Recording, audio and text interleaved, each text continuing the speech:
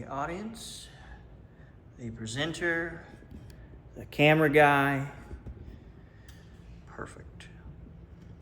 All right. Got note card 1, note card 2,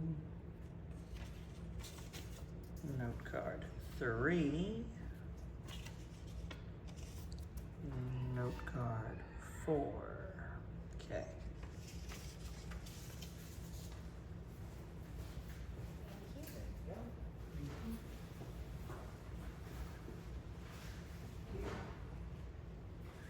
So job hunting is both an art and a science that goes beyond just finding a job. It's about learning the right skills that you need to succeed and making a memorable mark from the very first moment. So today, we're going to learn about how to craft a professional resume. We're going to dive into essential job networking skills with Lawrence Taylor, and also appropriate interview attire with Carly Anthony. Our goal is to help you succeed at getting your dream job by learning what you should do and what not to do. Now let's embark on this journey together.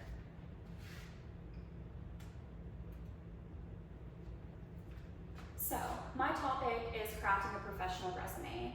Now there are 3 main mistakes that people usually make when crafting a resume. And one of those is stating your job duties and responsibilities instead of saying what your accomplishments and your achievements are.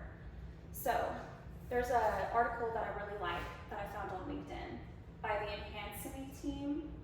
Kareem Rogers says, the absence of keywords and achievements is a resume mistake that can hinder your job search success.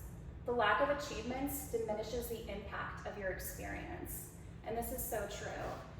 You're taking away from how wonderful and how much of an asset that you could be to that company by not saying what your achievements are and not focusing on that.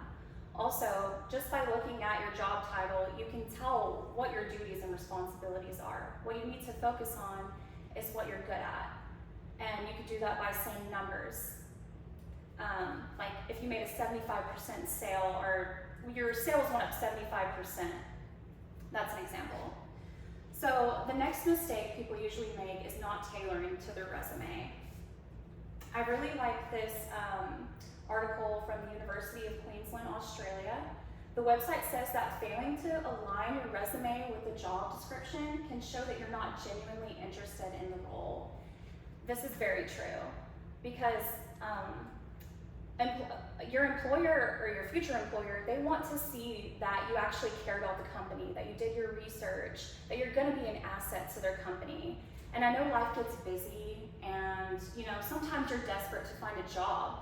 So you'll make a generic resume, you'll submit it to like 100 people, but the chances of you actually getting a job from that are very slim.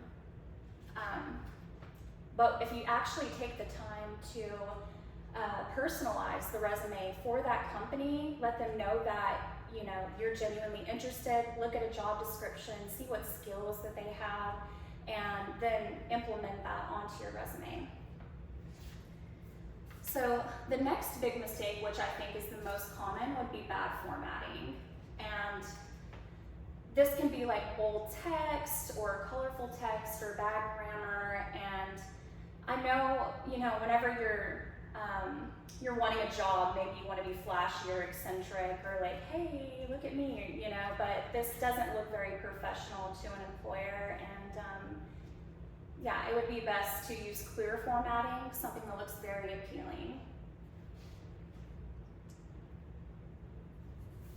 So there are many other things that you shouldn't do that can be kind of not as appealing to an employer, and that is like having irrelevant work experience or having a gap in your work history, which if is the case, then a cover letter would be your best bet.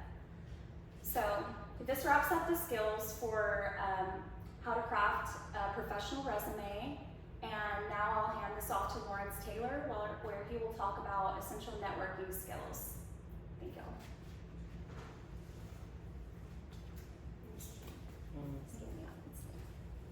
Okay. Presenter, the beloved audience, and the best camera guy.